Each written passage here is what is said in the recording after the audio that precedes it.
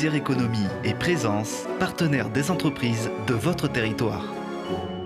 Entreprises, secteur public, acteurs de l'économie sociale, la Caisse d'épargne Rhône-Alpes s'engage à vos côtés. Caisse d'épargne Rhône-Alpes, la banque des décideurs en région.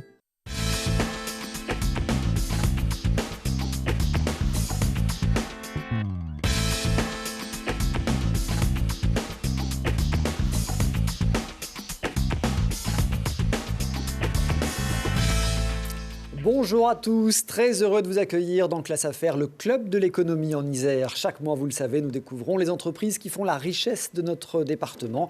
Avec des experts, des témoins, des reportages, nous décortiquons les rouages de l'économie. Pour nous accompagner, bien sûr, mon complice, Alain Denisot. Bonjour. Bonjour Christophe. Je rappelle que vous présidez le directoire de la Caisse d'épargne Rhône-Alpes. Vous êtes notre expert au menu ce mois-ci. Deux sujets assez différents. Les enjeux du Tour de France cycliste d'un point de vue économique. Et puis, qu'est-ce que la finance alternative? Question de notre internaute. Ce sera dans la deuxième partie. Dans notre dossier, les centres commerciaux, ils seraient dépassés, usés par nos nouvelles attentes. Les temples de la consommation font leur mue, désormais remplacés par des espaces mixtes de commerce et de loisirs, d'achat et de détente. Ces centres nouvelle génération, c'est la spécialité d'Apsis qui porte le projet NERPIC à Saint-Martin-d'Air. Et puis dans notre focus, nous ferons la connaissance d'Agathe, un bureau d'études comprenant notamment des experts géomètres. Quand un pont, un ensemble immobilier ou une route sont en projet, ils sont les premiers sur le terrain pour faire les états des lieux, les relevés topographiques et les plans. Voilà pour le sommaire, c'est parti. Installez-vous confortablement pour un nouveau voyage en Classe Affaires dans le club de l'économie en Isère.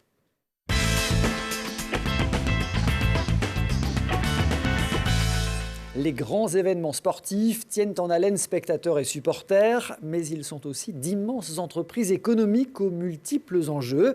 Exemple concret avec le Tour de France. Il passe régulièrement par notre département, mais il devrait d'ailleurs retrouver en 2020 les pentes de Loisan.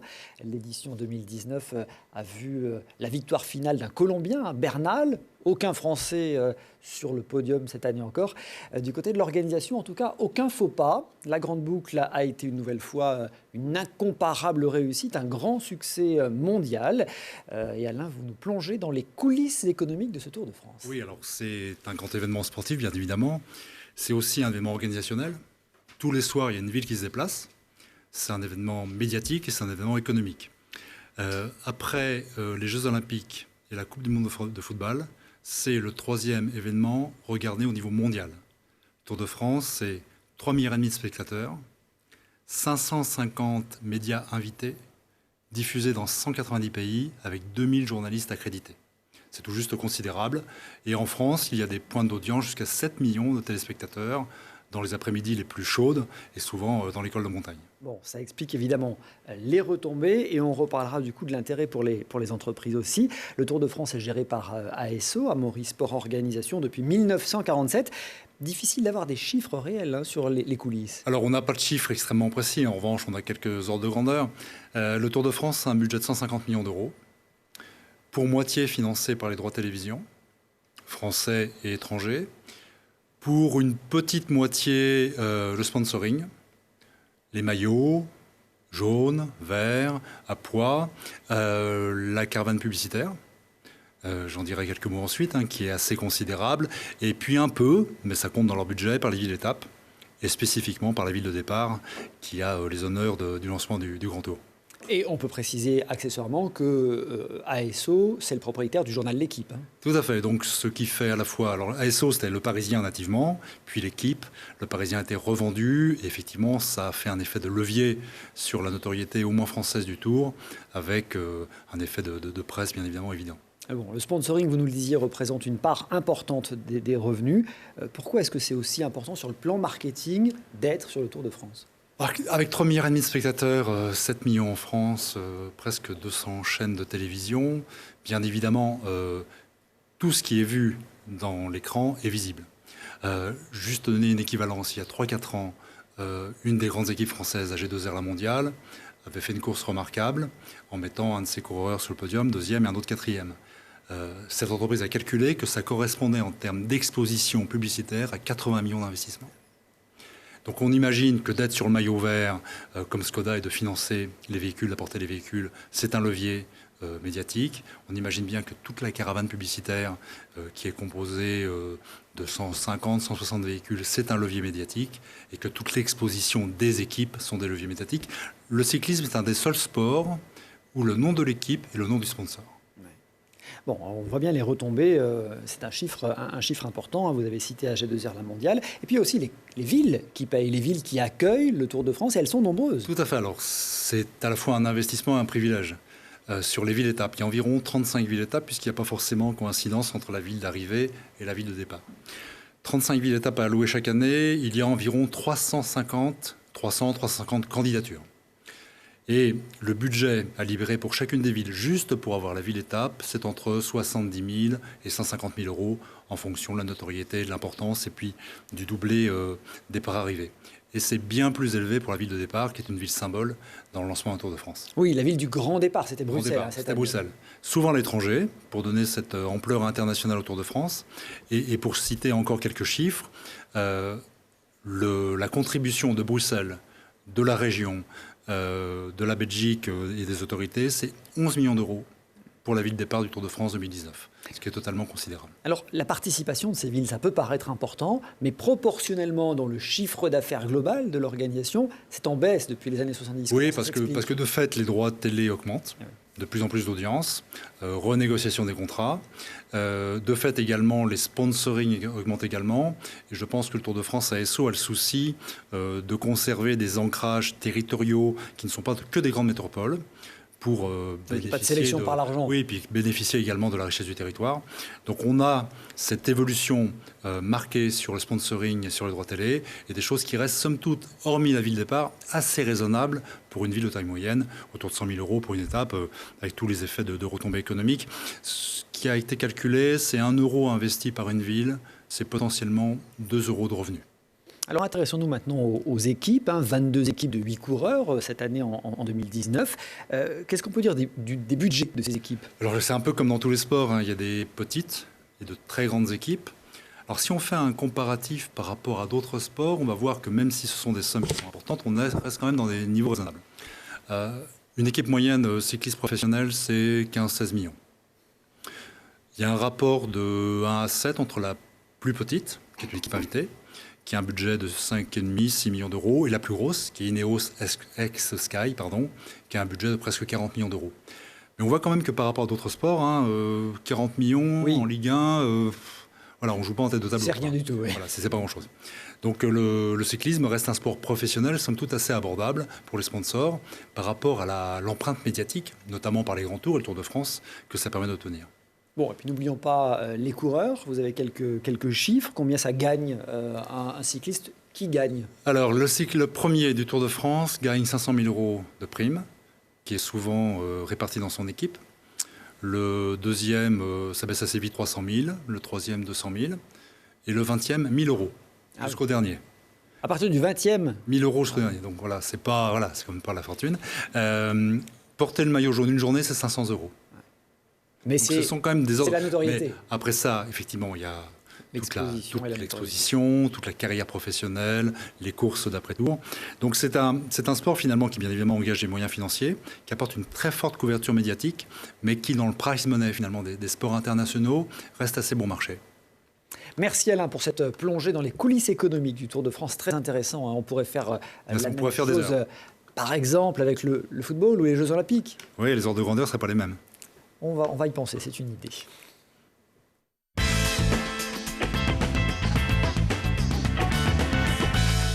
À la Tronche, Biopolis accueille plusieurs startups spécialisées dans les medtech, les technologies médicales. Parmi elles, Medimprint qui développe une solution afin d'atteindre plus facilement des cellules dans des parties délicates du corps, comme le cerveau par exemple. Ce dispositif d'empreinte tissulaire pourrait considérablement améliorer les diagnostics de certains cancers. Reportage de Lina Badreddine. Il fait un peu de vide avec une seringue dans le biopseur et il sectionne le tissu. Et c'est ça qui, par essence, est problématique dans le cerveau, c'est cette façon d'arracher le tissu. C'est de cette manière que sont réalisées les biopsies. Lorsqu'un patient est atteint d'une tumeur, pour éviter de sectionner le tissu cérébral, les zones péritumorales ne sont pas prélevées et donc pas analysées. Pourtant, c'est le principal site des récidives. Pour pallier le problème, MedImprint crée ce stylet inspiré des outils de biopsie.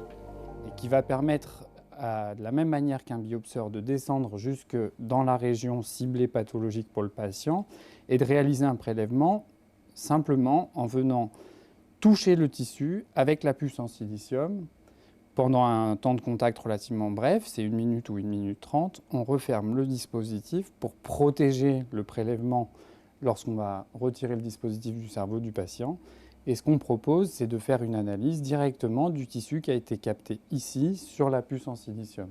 Et on va pouvoir casser ici le dispositif pour ne garder que la puce en silicium et l'échantillon biologique.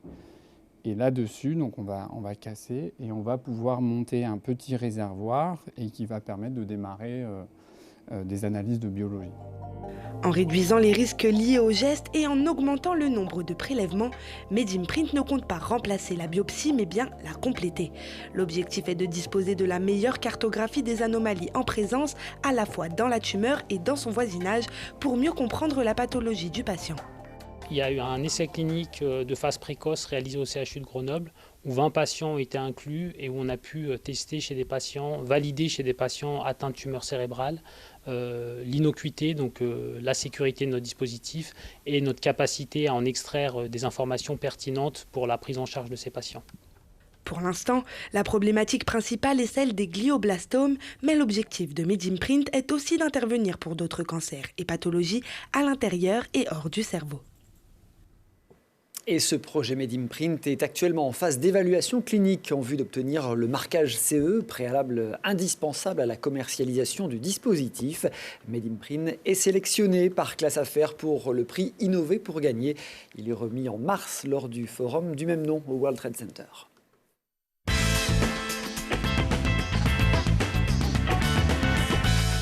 Fini les centres commerciaux, immenses temples de la consommation exclusivement dédiés au commerce. Ils sont en pleine mutation pour séduire des visiteurs à la recherche de sensations, d'émotions, d'expériences positives. Concrètement, comment cela se traduit-il? Comment construit-on ces lieux innovants? Pour en parler, un invité, Maurice Bancé, le président fondateur d'Apsis. Bonjour. Bonjour. Merci d'avoir accepté notre invitation.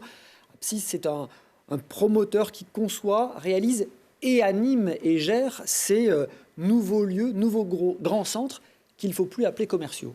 Absolument. Alors Apsis est un acteur passionné de la ville et du commerce, entreprise que j'ai créée il y a 23 ans, sur quelques fondamentaux. Le premier, c'est une approche humaine de l'immobilier. Nous faisons des produits immobiliers qui sont à des destinations d'un grand public, donc il faut bien comprendre les attentes de ce grand public. La deuxième concept, c'est la partie innovante de nos projets. On est dans un monde en perpétuelle évolution et donc il faut être capable de créer des nouveaux produits. Et enfin, le dernier point, c'est que nous avons une approche artisanale de notre métier. C'est qu'à chaque fois que nous sommes confrontés à un sujet de développement, nous considérons que nous devons faire des projets sur mesure. Chaque projet est une page blanche. Chaque projet part d'une page blanche, absolument. Et Apsis est un développeur investisseur, donc avec une vision long terme de tous ces investissements. C'est un élément très important parce que nous devons être capables d'assurer la pérennité des investissements et donc la pérennité de fonctionnement de nos produits. L'autre particularité d'Apsis, c'est que c'est une entreprise familiale dans un monde extrêmement concentré, très capitalistique. Apsis est une entreprise familiale, donc où j'ai la chance de travailler avec des membres de ma famille et nous sommes un groupe de 400 collaborateurs. Et ça, c'est une vraie liberté parce que ça nous donne la possibilité de prendre des responsabilités que vous n'avez pas forcément cette même liberté dans des groupes plus financiers.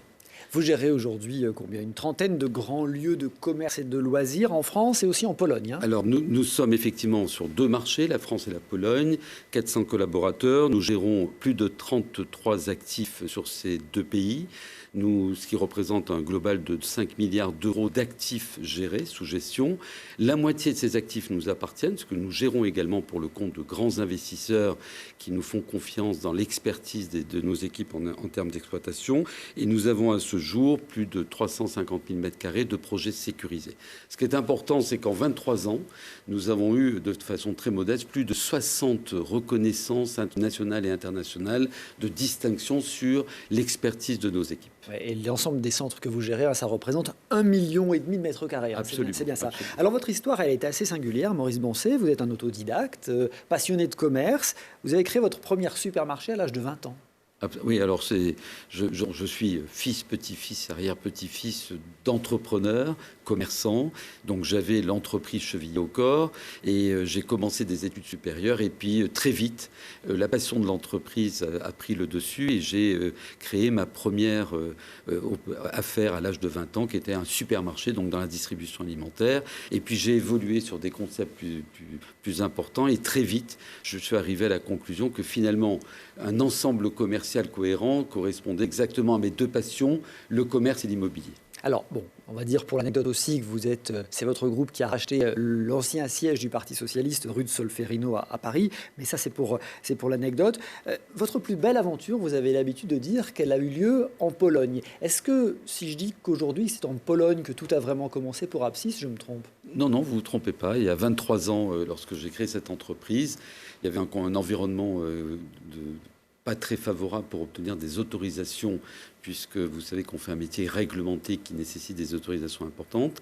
Et donc, j'ai décidé de m'exporter, entre guillemets, vers un pays qui était plus favorable. Et j'ai choisi la Pologne. Et l'aventure a démarré de la Pologne. Nous sommes aujourd'hui, 23 ans après, le premier opérateur d'immobilier commercial dans ce pays.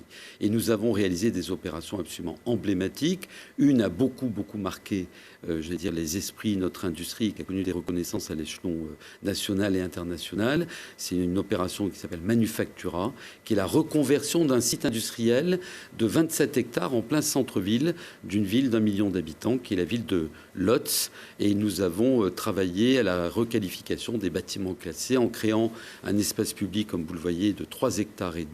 Et ce site a participé au rebond de la ville, qui connaissait plus de 18% de taux de chômage lorsque nous avons démarré le développement de ce projet. Et l'attractivité de ce projet a permis, entre autres, à la ville de redescendre à 4% de taux de chômage. Alors c'est une grande ville, c'est une ville étudiante, on le voit sur ces images. Alors on évoquait ces grands centres qui ne sont plus uniquement des centres commerciaux. Et là, à Manufactura, alors peut-être que je me trompe, mais vous allez me dire, on a même dans ce centre un musée.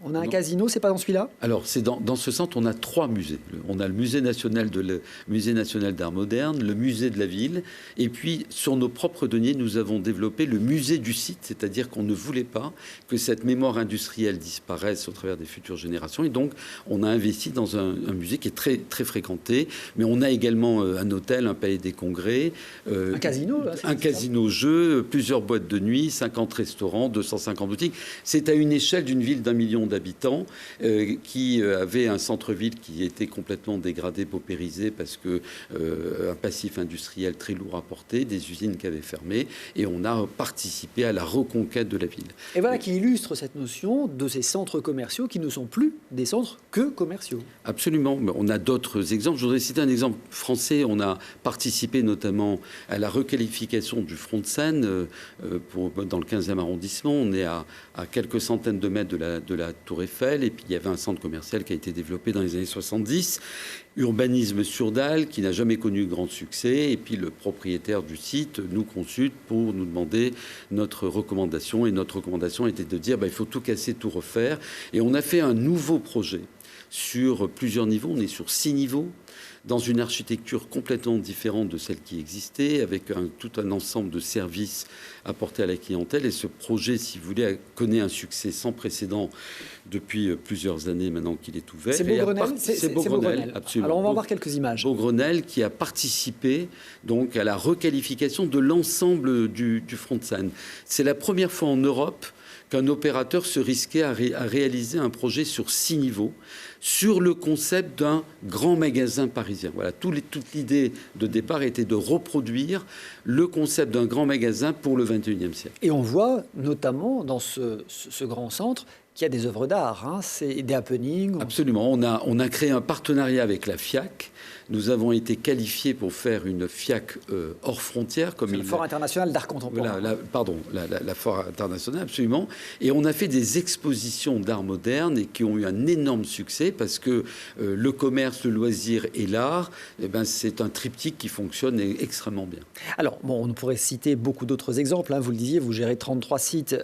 Il y a un laboratoire au sein d'Apsis, Apsis Lab, qui précisément essaie d'anticiper les nouvelles attentes des consommateurs. Quelles seront-elles, ces nouvelles attentes? Pourquoi, de quel constat vous êtes parti pour dire les centres commerciaux, comme il y a 20 ou 30 ans, c'est terminé? Alors, d'abord, tout simplement parce que nous sommes très proches de nos clients, les distributeurs, les commerçants, et nous sommes encore plus proches des consommateurs. C'est-à-dire que nous participons en permanence à des enquêtes et des études sur le comportement des consommateurs. Alors, il y a 23 ans, quand on a démarré notre activité, on était convaincus à l'époque que les centres commerciaux de périphérie devaient muter vers les milieux urbains et les centres-villes. Ce constat est toujours d'actualité, mais il faut faire aujourd'hui une étape supplémentaire. Je m'explique. Il y a en quelques années, on peut dire en 10 ans, nos sociétés se sont vues complètement chamboulées, notamment par l'arrivée des nouvelles technologies, la mutation des usages, les nouvelles attentes, des comportements totalement différents des consommateurs. Et donc, tout simplement, tous nos métiers, que ce soit les notaires, les taxis, les banques ou toutes les activités sont impactées par cette nouvelle approche. Il était de façon évidente que notre industrie et notre activité devaient aussi prendre en considération ces nouvelles attentes. Donc ces nouveaux centres, si je comprends bien et pour être très concret, ça veut dire qu'ils doivent se reconnecter avec les villes, avec les centres-villes. On les a trop souvent cantonnés à l'extérieur des villes, il faut les reconnecter, c'est ça? Alors, l'histoire, c'est que les premiers centres avaient besoin de très grands espaces et étaient plutôt horizontaux et donc ils avaient besoin de grands terrains qui trouvaient plutôt en périphérie. Et puis aujourd'hui, on s'aperçoit qu'il faut revenir vers les villes, donc faire des opérations plus compactes, faire des opérations surtout mixtes, avec la mixité, c'est-à-dire une programmation mixte. Faire que du commerce n'a plus de sens. Il faut faire toute une série de programmations complémentaires. Quand vous avez la possibilité de rajouter du loisir, de la restauration, rajouter éventuellement du coworking, rajouter des hôtels, des logements, des bureaux quand le site s'y prête. Notre prochain grand challenge va être à Bordeaux. Nous allons développer un projet à Bordeaux de 70 000 m² en face de la gare Saint-Jean. Ce projet va connecter la gare et la Garonne, ce qui est une première à Bordeaux.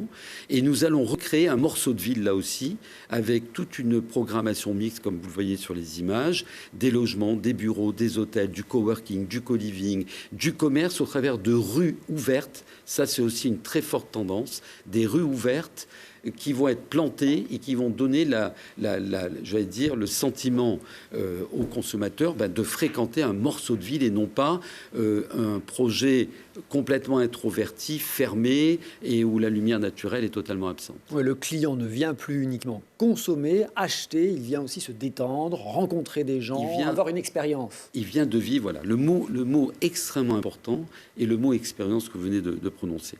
En fait, la problématique aujourd'hui qui se pose à nous, sur le plan de nos sociétés, de nos modes de vie, etc., c'est que vous avez d'un côté des grandes sociétés de e-commerce qui ont des ambitions mondiales et qui sont capables de vous livrer à Paris en 2 heures et en province en 24 heures tous les produits imaginables de la planète dans des conditions tarifaires extrêmement avantageuses et avec des services très poussés puisque vous avez la possibilité de renvoyer votre produit gratuitement s'il ne vous convient pas. En contrepartie de quoi, il faut que nos centres-villes et nos milieux urbains soient les plus dynamiques, qui soient attractif pour le consommateur parce qu'il va falloir convaincre ces consommateurs de se lever de leur salon confortablement installé, de lâcher leur informatique, enfin leur iPad ou autre, pour venir consommer dans le magasin. Et c'est C'est un enjeu de société parce que c'est tout le lien social qui est en jeu, c'est des sujets de sécurité, c'est aussi la valorisation de notre patrimoine historique que sont les centres-villes. Et donc, il faut être capable de proposer des nouveaux produits alternatifs. Donc, fournir des émotions, des expériences, fournir des services aussi. J'ai vu qu'à Poznania, en Pologne, dans un autre centre que vous gérez, il y a même des conciergeries qui sont, comme dans les grands hôtels, aptes à réserver des billets d'avion ou des tables au restaurant. Donc, on comprend bien la recette pour construire ces nouveaux centres de loisirs et de consommation. Je le disais, vous êtes porteur du projet NERPIC ici à Saint-Martin-d'Air. C'est Apsis qui sera l'opérateur. Et vous évoquez le patrimoine, on est là en plein dedans. C'est les anciennes halles industrielles NERPIC qui seront reconverties ? Absolument. Alors l'usine NERPIC, elle est très très connue par l'ensemble des habitants locaux. C'est une usine qui a participé à l'épopée des grands barrages qui ont été créés dans la région dans les années 60-70. Cette usine, elle est ancrée dans le patrimoine émotionnel des habitants. Donc on a négocié avec la société détentrice de ce nom le droit de rachat d'utiliser ce nom. Et puis la deuxième chose, les bâtiments qui existent, ils avaient une valeur aussi patrimoniale. Ils n'étaient pas classés au sens des bâtiments de France. Et pour autant, on a pris sur nous de conserver la mémoire industrielle de ces bâtiments et de les prolonger au travers d'une architecture industrielle pour créer, si vous voulez, un écrin émotionnel extrêmement intéressant qui va permettre d'exposer des commerçants, des artisans locaux, en particulier des restaurants, du loisir. On parle d'une vague de surf, de murs d'escalade, de réalité virtuelle, de Fab Lab, de coworking. On parle de boutiques qui vont déambuler dans des rues ouvertes. Voilà, on voit bien l'intérieur-extérieur que vous évoquiez, voilà, là, avec cette coulée verte finalement. Avec une coulée verte, des rues ouvertes qui seront plantées de manière à, si vous voulez, créer véritablement un lieu de rencontre, un lieu de destination, un lieu d'émotion, où vous n'allez pas forcément consommer, mais prendre un café, faire une expérience avec vos enfants dans une activité de loisir, ou pour les 40 000 étudiants qui sont juste en face, la possibilité de participer à une séance de travail dans un coworking avec toutes les connexions que vous pouvez imaginer. Et on illustre aussi cette notion d'ancrage dans la ville, parce qu'on est là à quelques mètres du campus et quasiment dans le centre-ville de Grenoble. On dit même que NERPIC serait le nouveau centre-ville de Saint-Martin-d'Air. Alors, de Saint-Martin-d'Air, oui. La ville de Saint-Martin-d'Air, deuxième ville de l'agglomération, 40 000 habitants, vous avez 40 000 étudiants, 15 000 actifs à proximité. Il n'y a pas de centre-ville. Donc, ça va être un lieu de destination. Mais pour autant, on s'inscrit dans une stratégie de complémentarité et de synergie avec le centre-ville de Grenoble. Le centre-ville de Grenoble, il a son histoire, il a sa performance, il a son positionnement. Nous avons pris des engagements très forts au travers de la signature d'un protocole avec la métro et la commune de Saint-Martin-d'Air pour justement apporter de la nouveauté dans le cadre du projet NERPIC en termes d'enseigne. 60% des acteurs de NERPIC seront des acteurs qui n'existent pas aujourd'hui au niveau de l'agglomération. Nous avons pris des engagements très forts sur le fait que nous ne démarcherons pas des commerçants locaux pour qu'ils se transfèrent dans le cadre de NERPIC. S'ils veulent éventuellement et de façon très limitée doublonner une activité, on les accueillera avec plaisir, mais de façon très limitée, de manière à ne pas déstabiliser le centre-ville. Le troisième engagement, c'est que nous avons pris aussi en langue avec un certain nombre d'acteurs du boulevard Gabriel Péry, boulevard sur lequel nous nous inscrivons, pour éventuellement favoriser les transferts. Et enfin, nous allons participer à un fonds de soutien des commerçants et artisans, où notre groupe va pendant 5 ans participer au financement de ce fonds à hauteur de 50 000 € par an. Merci beaucoup, Maurice Boncet, d'avoir été notre invité. Merci. Merci à vous. L'innovation consiste à détecter et à accompagner les nouvelles attentes de chacun. Exemple en matière de consommation et de loisirs, donc aujourd'hui, dans Classe Affaires. Dans un instant, tout autre sujet avec la découverte d'Agathe, un cabinet d'experts géomètres qui nous donnera l'occasion d'un focus sur des métiers méconnus et pourtant essentiels à l'étude de bien des projets. Pas une route, pas un ensemble immobilier, pas un pont qui ne se fasse sans leur intervention. À tout de suite.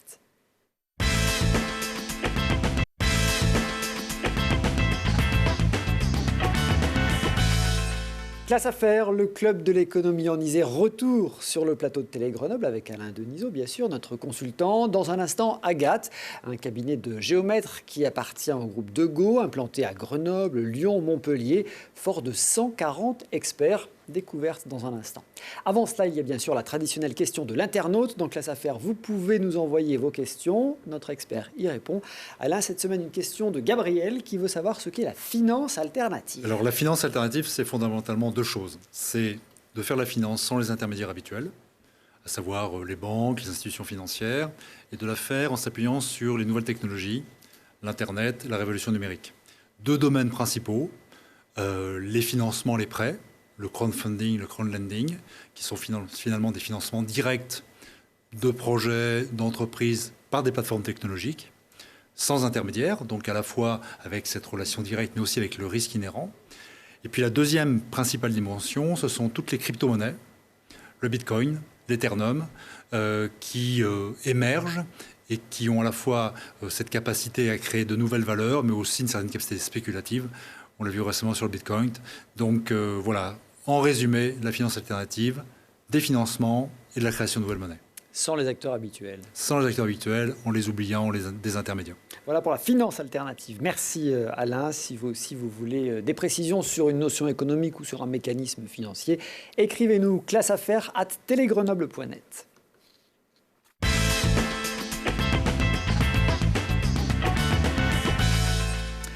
Pour de nombreux projets d'aménagement, avant le moindre coup de pioche, l'intervention d'experts est indispensable pour procéder à des relevés, pour faire des mesures, afin d'établir des plans qui ne toléreront d'ailleurs pas la moindre approximation. Un savoir-faire méticulé et des techniques en pleine évolution chez Agathe Géomètre Expert. Jean-Luc Roux, bonjour. Bonjour. Merci d'être notre invité. Un mot d'abord sur ce groupe de Go qui comprend deux composantes assez complémentaires, donc les géomètres experts, et puis CETIS, qui est davantage tourné vers l'environnement. Tout à fait. Donc le groupe de Go est donc une holding composée aujourd'hui de 11 associés, avec deux sociétés donc, qui sont raccrochées, donc Agathe Géomètre Expert et CETIS Groupe de Go. Une particularité de cette holding, c'est que tous les associés de la holding travaillent dans l'entreprise, et c'est une obligation. Le jour où moi je partirai, je vendrai nécessairement mes parts à un jeune associé qui sera coopté par l'ensemble de ceux qui restent. Donc. Au total, c'est quoi, 140 experts ? 145 personnes aujourd'hui, ce matin. Vos experts, ils sont souvent les premiers sur le terrain, je le disais, avant même le démarrage de tout projet. C'est ça le principe ? C'est ça, notamment dans les projets immobiliers, on a vu Nerpic tout à l'heure. Dans ces projets-là, la première chose, c'est d'avoir un relevé de l'existant. Le relevé de l'existant, c'est le travail du géomètre. À partir de ce relevé, les architectes vont intervenir. On fera éventuellement des travaux fonciers, ce qu'on appelle des bornages. On définira la propriété. Et puis, on aura, vous l'avez évoqué, quelques missions annexes. On parlait des missions d'environnement. Je dis annexes, des missions très importantes, mais qui ne sont pas à l'origine les missions classiques du géomètre. Où on fera des études d'impact, des dossiers sur l'eau, voire des procédures d'acquisition forcée. Ça, c'est essentiel. Ces missions environnementales, elles sont de plus en plus importantes, notamment dans les grands projets d'aménagement. Tout à fait, tout à fait. On sait que l'environnement est pris en compte de plus en plus, ce qui paraît être une nécessité aujourd'hui. Autant en termes réglementaires, j'ai parlé d'études d'impact, mais aussi pour tout ce qui est lié à la gestion de l'eau. Et on le connaît bien dans l'agglo et on voit l'importance de cette gestion de l'eau, aussi bien en termes d'inondation qu'en termes de ruissellement.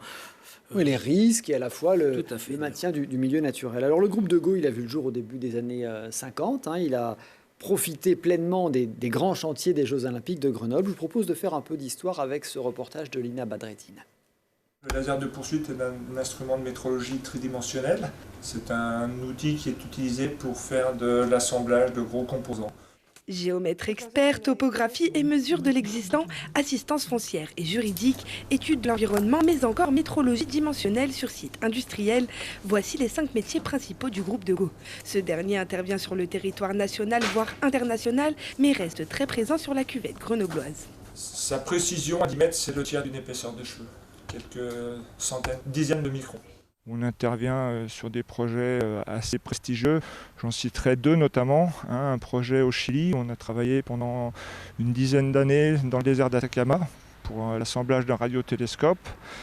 C'est un projet mondial.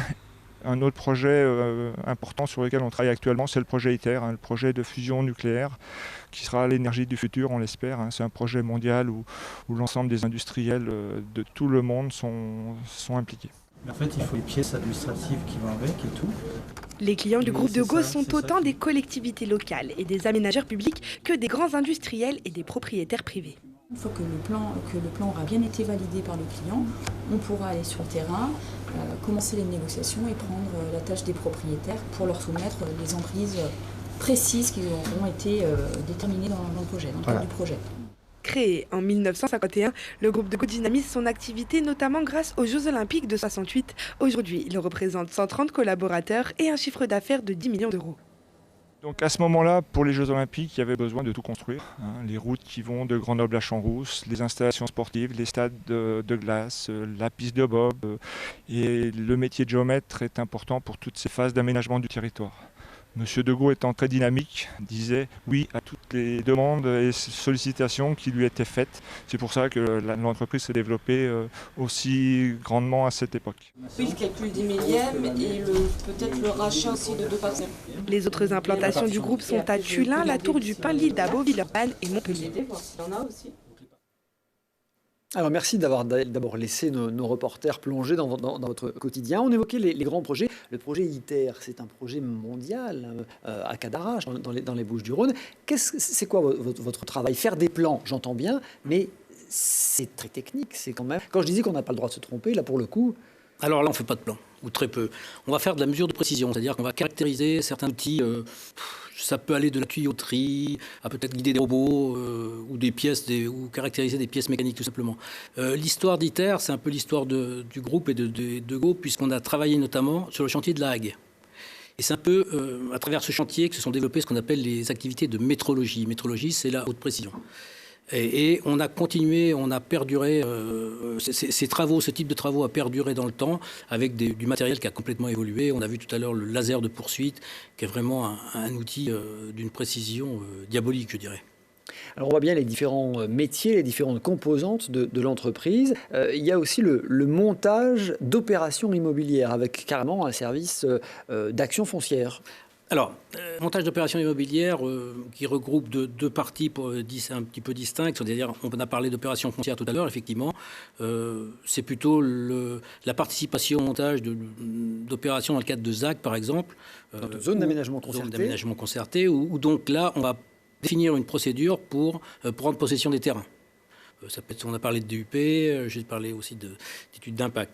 Et à côté de ça, on fera également du conseil en immobilier, mais qui est plutôt, je dirais, du conseil opérationnel, dans le cadre, par exemple, de dépôt de permis de construire.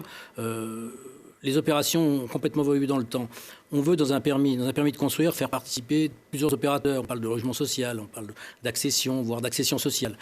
Le permis, ce n'est plus un seul permis, c'est plus un seul bâtiment. C'est plusieurs opérateurs avec des formes de permis complètement différentes. Et là, on intervient en tant que conseil. L'avantage de cette entreprise, du coup, c'est qu'elle permet de répondre à cette nouveauté des projets poupées russes. Pardon de l'image, mais c'est un peu ça. C'est un peu ça. La notion de poupée russe me convient bien, effectivement. On a vu une évolution, c'est l'évolution du métier, où on avait un métier très simple, avec des outils très simples. Le code de l'urbanisme, il y a 30-40 ans, était d'une simplicité extrême. Je rappelle les permis de construire. Le permis de construire, ça date des années 50. Avant, il n'y avait pas de permis de construire. Tout ça a contribué à complexifier les opérations. Alors, à complexifier d'un côté, et d'un autre côté, à permettre de réaliser des choses qu'on ne pouvait pas faire il y a quelques années. Et nous, notre travail, je dis toujours, moi, mon boulot, c'est être facilitateur. C'est utiliser les codes, utiliser les outils qui nous sont offerts au service des projets. Alors des règles de plus en plus techniques, des outils aussi de plus en plus techniques. Je reviens là au métier de géomètre. Les traitements maintenant se font avec des logiciels de plus en plus performants. Et Agathe vient de s'équiper d'un tout nouveau matériel, ce fameux scanner dynamique qu'on découvre. Nous sommes actuellement en train d'acquérir un nuage de points grâce au scanner monté sur le véhicule et des images toutes les 4 à 5 mètres. On prend des images sur 360 degrés. Après le tachéomètre, le scanner, le drone, voici le scanner dynamique. Dans leur objectif de réalisation de plans topographiques, le groupe de Go a investi dans cet outil, notamment utilisé sur les autoroutes. Donc ce matériel permet de faire les acquisitions de données sur des terrains qui sont parfois jugés difficiles d'accès, notamment sur une autoroute où le client nous demande de plus en plus de ne pas impacter la circulation. Et donc ce type de matériel permet de rouler et d'acquérir les données comme on pourrait faire un levé classique. Pour récolter les meilleurs résultats, plusieurs manœuvres sont nécessaires. Rouler le plus lentement possible en fait partie afin d'obtenir des données plus denses et mieux détecter les petits éléments au sol. Il est aussi nécessaire de reproduire la trajectoire plusieurs fois. J'ai fait plusieurs allers-retours pour éviter d'avoir des masques dans le nuage de points. Et la circulation était assez dense. Donc j'ai pu en même temps faire tourner le scanner dans différentes positions pour avoir un nuage de points le plus complet possible. L'appareil se repère grâce à un GPS placé sur un point précis avant le démarrage du véhicule. Cette ligne verte détermine sa trajectoire. C'est ainsi que le nuage de points et les photos peuvent être générés. Mais ce scanner dynamique, ce n'est qu'un outil parmi tant d'autres. On utilise encore le tachyomètre de géomètre classique, le GPS qui maintenant s'est démocratisé un peu partout. On utilise également des scanners terrestres, donc c'est le même type d'appareil mais qui ne bouge pas, donc scanner qui va scanner une façade de bâtiment par exemple, ou de l'intérieur d'un bâtiment. Et les derniers types aussi de matériel d'acquisition sont tout ce qui est aéroporté, type drone ou photogrammétrie par avion. Et le coût de cette dernière acquisition du groupe de Go s'élève à 400 000 €. Jean-Luc Roux, on parle souvent ici d'innovation. Là, on voit bien que votre métier il a considérablement évolué ces dernières décennies. Ah, complètement. Et on voit bien avec cet outil, autant au niveau de la saisie que du dessin derrière. C'est plus les mêmes personnes qui interviennent, avec des logiciels qui sont très complexes. On parle de nuages de points. Il faut savoir qu'on traite des points, des milliers de points, des millions de points, avec des machines qui sont très particulières, avec des calages. Moi, j'ai vu cette évolution. Quand je suis arrivé au bureau dans les années 81, on avait simplement, ça s'appelait les tachéomètres. C'était que du manuel. On lisait des angles. Aujourd'hui, on ne lit plus rien. La saisie est automatique. On a parlé tout à l'heure du GPS.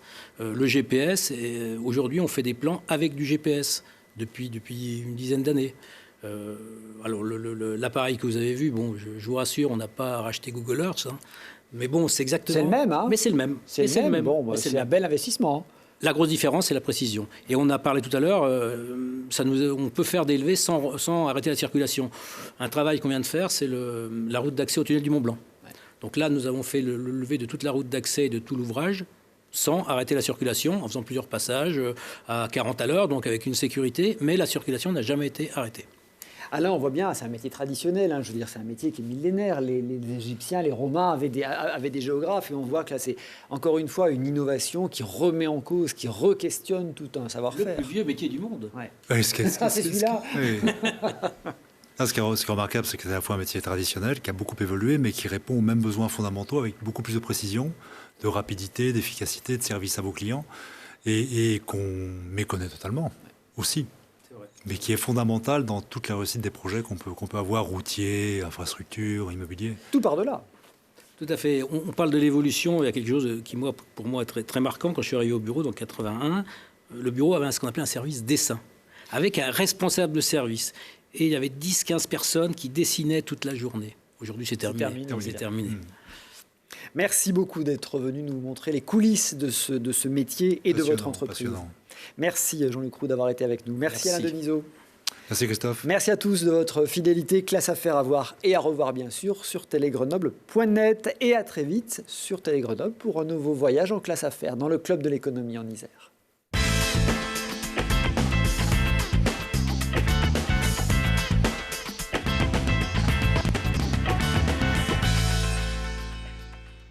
Entreprises, secteur public, acteurs de l'économie sociale, la Caisse d'épargne Rhône-Alpes s'engage à vos côtés.